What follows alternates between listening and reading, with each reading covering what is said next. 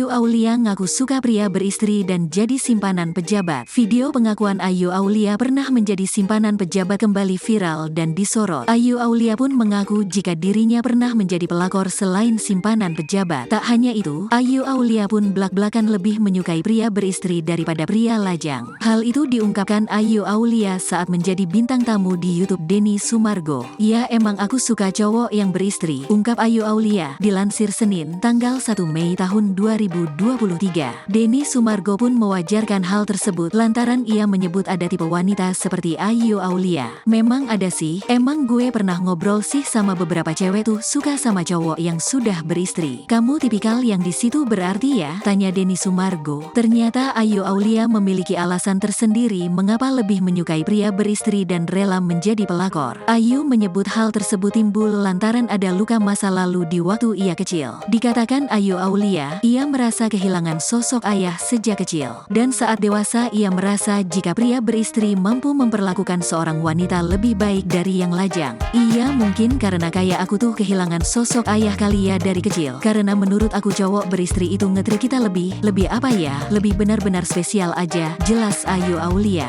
Video Ayu Aulia lainnya yang mengakui pernah menjadi pelakor dan simpanan pejabat pun kembali disorot.